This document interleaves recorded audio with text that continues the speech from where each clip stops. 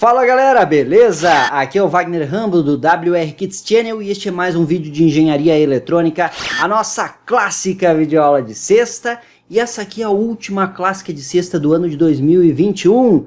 Muito bacana isso, encerrando o ano com chave de ouro. Também é o último vídeo de 2021 aqui no canal. Por isso, antes de mais nada, eu quero desejar a todos vocês um excelente 2022.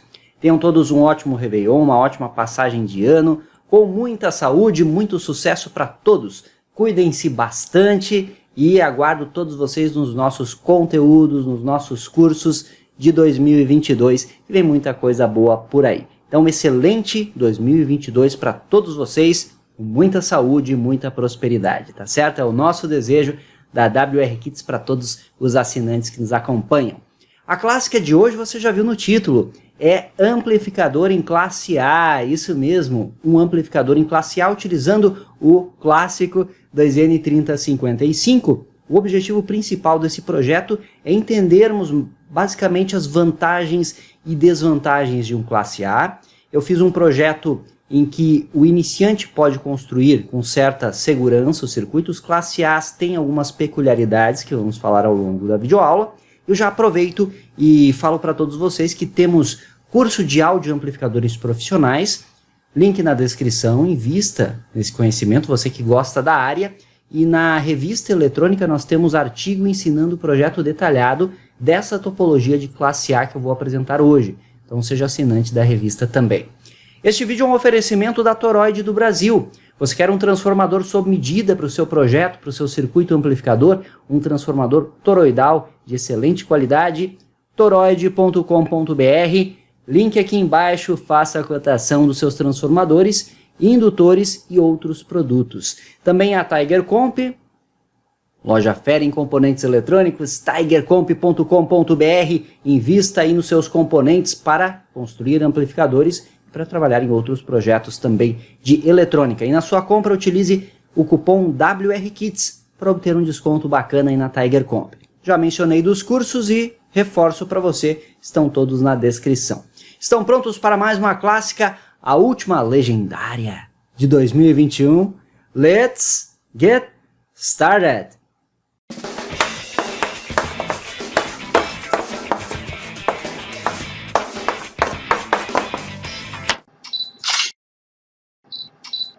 Essa é a topologia do classe A que eu tenho montada na bancada. Eu fiz o projeto de acordo com aquele artigo da revista WR, que eu comentei no começo da aula aí com você. Se você não é assinante ainda, assine para aprender como dimensionar estes componentes.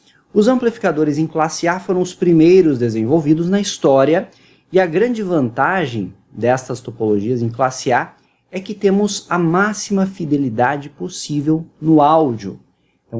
Essa é a grande vantagem de um amplificador em classe A. Nós reproduzimos basicamente o sinal fundamental e as harmônicas desse sinal com a máxima fidelidade possível. Só que isso tem o seu preço. E o preço do classe A é no seu consumo elevado. Normalmente os amplificadores em classe A têm um consumo elevado porque os dispositivos estão em condução, falando de transistores bipolares de junção, eles estão sempre na região ativa. A polarização deles é constantemente na região ativa, portanto eles drenarão corrente da fonte de alimentação de forma constante. Não existe aquela corrente de repouso, como nos classe AB, que estamos acostumados. E sabemos que a vantagem dos classe AB é justamente essa. Ele tem aí um consumo mais baixo, tem uma eficiência mais alta. E a eficiência é outra desvantagem do classe A. Esse em particular você vai ver que é uma eficiência bem baixa também, na prática. O máximo possível que conseguimos de eficiência em um classe A é 50% de eficiência. O que significa isso? Significa que se a minha fonte de alimentação está fornecendo uma potência de 2 watts, eu, na melhor das hipóteses, no amplificador classe A mais perfeito possível, eu conseguirei entregar para a carga metade dessa potência. Seria 1 watt neste exemplo. Seria no melhor projeto possível. Num projeto perfeito de classe A, seria 50%. Com isso, nós concluímos que os componentes em si estarão drenando né, estarão consumindo essa potência da fonte, metade, 1 watt, no exemplo que eu dei, de 2. Mas na prática é pior ainda. Então estas são as grandes desvantagens, por isso que os classe AB são os amplificadores que têm maior sucesso comercial, pelo fato de aliar eficiência com uma boa fidelidade. Os classe AB também têm uma boa fidelidade, não tão boa quanto classe A, mas ainda assim tem uma boa fidelidade de áudio. E aí entra naquelas várias polêmicas, tem gente que prefere os classe D, tem gente que trabalha só com classe A, tem gente que não gosta de ouvir falar de válvula, tem gente que prefere válvula, mas não vamos comentar sobre isso, vamos para a topologia. A topologia é bastante simples, nós temos um transistor de baixo índice de ruído, BC549, na entrada do circuito, que está ligado como um seguidor de emissor, ou um amplificador em coletor comum, como você pode observar aqui. Nosso sinal de áudio é acoplado com C1, neste divisor formado por R1 e R2 aqui que polarizam a base do transistor. Transistor que estará na região ativa. Para um transistor NPN estar na região ativa, a tensão do coletor precisa ser maior que a tensão de base, e a tensão de base precisa ser maior que a tensão de emissor. O sinal que entra na base sai no emissor e eu aplico em Q2, na base de um TIP 41, que ele está também na região ativa de operação, e ele é responsável por amplificar, por dar ganho de amplitude, ou seja, o meu VAS, o meu estágio de ganho de tensão, esse Q2 aqui no circuito. Como você pode ver, é uma topologia em emissor comum. Eu entro com sinal na base e saio no coletor do dispositivo. E o seu ganho é aproximadamente aí a impedância de coletor pela impedância de emissor. Esse sinal é aplicado na base de Q3, que forma um Darlington com o 2N3055, que é o meu transistor de potência. BD139 é um transistor de baixa potência, poderia até ser um BC337 aqui nesta aplicação, pois vamos trabalhar com uma fonte de tensão mais baixa, também com uma potência bem mais baixa. Inclusive o 2N3055 pode ser substituído por outros transistores de menor potência. Eu utilizei ele por ser um clássico, que muitos conhecem, muitos gostam e traz uma boa nostalgia, tá certo? Mas podem ser outros. Basicamente é isso. O estágio de potência, que dá o ganho de corrente para acionar uma carga de baixa impedância, portanto é formado por Q3 e Q4, que é basicamente mais um seguidor de emissor. Eu entro com o sinal na base e saio no emissor de Q4. Eu tenho o resistor de polarização aqui do emissor, que é um resistor de 47 ohms por 10 watts. Eu preciso de um resistor de potência aqui, porque estaremos com os transistores constantemente conduzindo, mesmo sem a presença de um sinal de entrada, estão na região ativa esperando o sinal, por isso que o classe A tem alta fidelidade, porém baixa eficiência. Temos consumo, ainda que não tenhamos sinal aplicado ao circuito. E vamos ver tudo isso na prática, é claro. A fonte é simples, então é 0 e 15 volts, por isso eu acoplo o sinal com um capacitor de 2.200 microfarad, 25 volts para o meu alto-falante. Na prática eu vou utilizar um resistor de 8 ohms de potência, que eu utilizo como carga para testes de amplificadores. Eu estou sem fios blindados para testar com sinal de áudio aqui, eu preciso providenciar esses cabinhos, mas para 2022 teremos amplificadores em outras clássicas, em outras videoaulas, possivelmente alguns cursos também exclusivos nessa área, e aí vamos trazer bastante conteúdo interessantíssimo. Fiquem ligados. Eu fiz a simulação do circuito aqui no Proteus. Então, se você observar aqui na análise DC, dando um play na simulação, eu tenho no repouso cerca de 180 mA consumidos. E, de acordo com a minha polarização, eu tenho aqui, o coletor de Q1 está direto nos 15 volts, então é 15 volts, sua base 2.75, emissor 2.08. Q1 está na região ativa. Q1 é o estágio de entrada para casar a impedância. Q2. Q2 tem em seu coletor 9.42 volts, na base 2.08 e no emissor 1.51. Q2, que é o meu transistor do VAS, que dá o ganho de tensão ao circuito, está também na região ativa.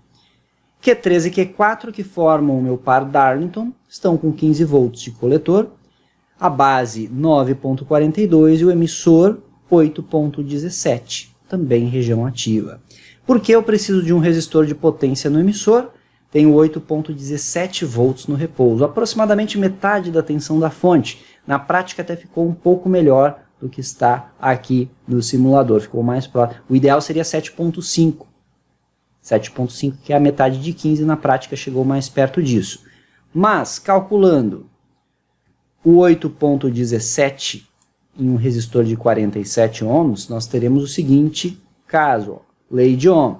Teremos uma corrente de 173 mA, isso vezes a própria queda de tensão, que é 8,17, me dá uma potência de 1,42 watts. 1,42 watts dissipados neste resistor significa que eu preciso de um resistor de boa potência. Eu vou utilizar 10 watts na prática para que ele não aqueça muito. Em um circuito que você fará aí, se você quer testar, você pode utilizar um 47 ohms por 5 watts. Menos que 5 watts eu já não recomendo, pois o resistor vai esquentar bastante. Na prática, como eu tenho para 10, eu vou utilizar 10 para ficar bem tranquilo. Se você tiver 10 aí, eu recomendo que utilize para 10 watts.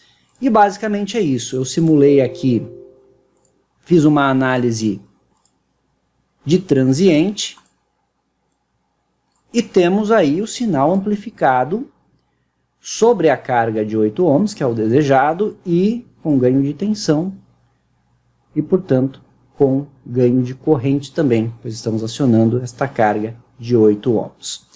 E agora vamos fazer o teste prático deste circuito. Eletrônica analógica, também uma área muito fascinante, e vamos trazer bastante conteúdo sobre isso aqui no canal também. Sempre procuramos abordar todas as áreas com vocês. Prontos para o laboratório da última clássica de 2021? Venha comigo! Esse é o circuito, aqui está o 2N3055 no dissipador de calor. Eu coloquei dissipadores pequenos nestes dois transistores também, por precaução. No esquemático não representei, mas é interessante você colocar também. BC549, todos os resistores projetados, o resistor de 10 watts, 47 ohms por 10 watts, e o primeiro passo é desconectar a minha carga aqui, e também aqui está desconectada a entrada para este capacitor, para que possamos fazer a conhecida análise DC do circuito. Eu vou alimentar com 15 volts, vamos verificar o consumo em repouso e vamos medir as tensões dos transistores. Nós queremos que os transistores estejam na região ativa, como vimos no software, no simulador. Então esperamos que nossa polarização esteja correta para garantir a amplificação dos sinais. Fonte de 15 volts, vamos colocar para medir, vamos liberar a saída e temos aí um consumo bem próximo do simulador, ó. 177 mA, o simulador registrou 180, ou seja, há coerência até o presente momento. Vamos medir as tensões do circuito, começando aqui pelo BC 549, 15 volts de coletor,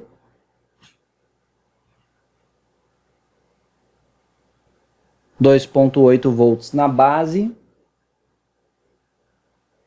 2,19 volts no emissor, ou seja, BC549 está na região ativa. Tipo 41, no coletor nós temos 9 volts, na base 2,19, no emissor 1,58. Também está na região ativa. Lembrando, tensão de coletor é maior que a tensão de base é maior que a tensão de emissor. Vamos para o BD, que está aqui. No coletor temos os 15 volts. Na base temos 9 volts. E no emissor 8,48 volts. Portanto, também está na região ativa. 8,48 é a tensão de base do 2N, que no seu coletor tem os 15 volts da fonte e no seu emissor tem 7,77.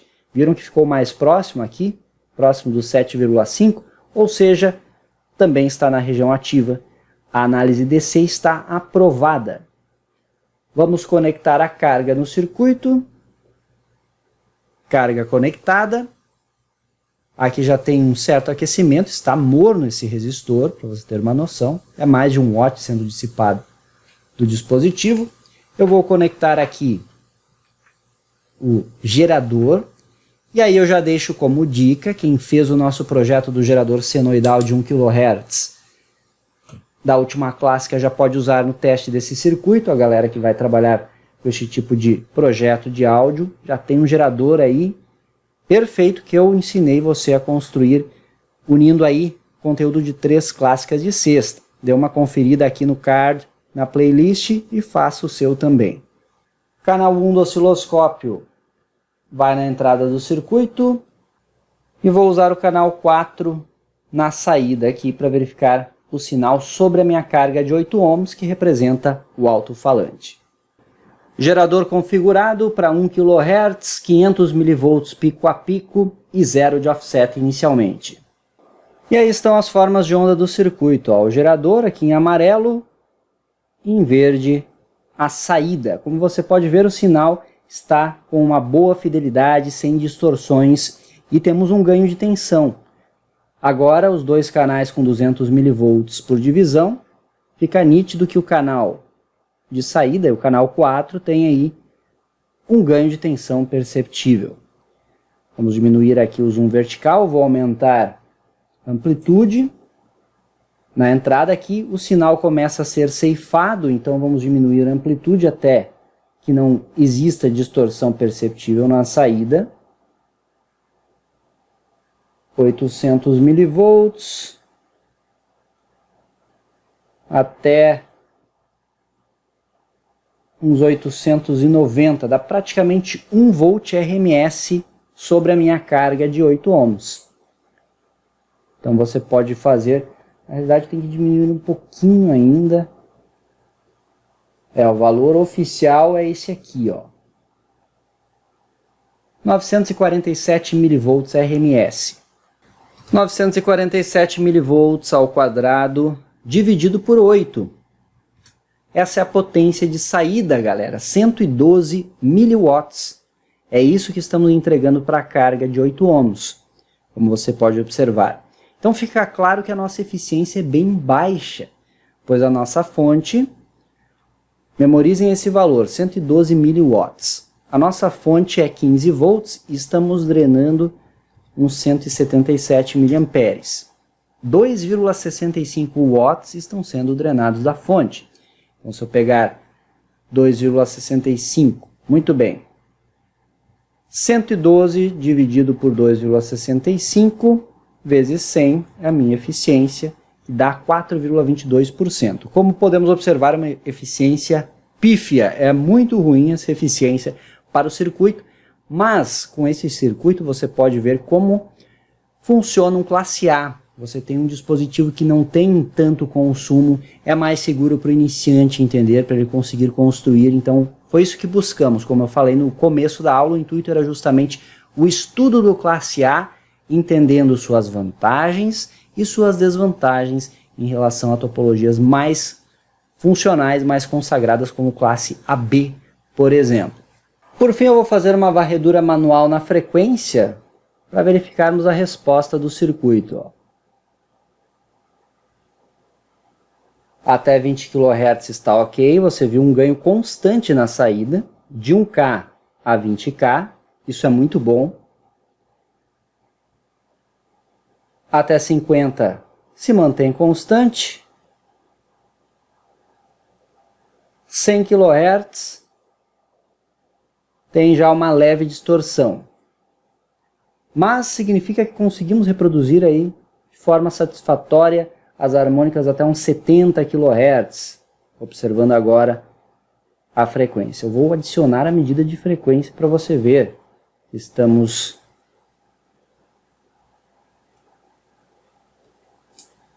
Ó, 70 kHz. Então, indo até 100, temos uma leve distorção já ocorrendo.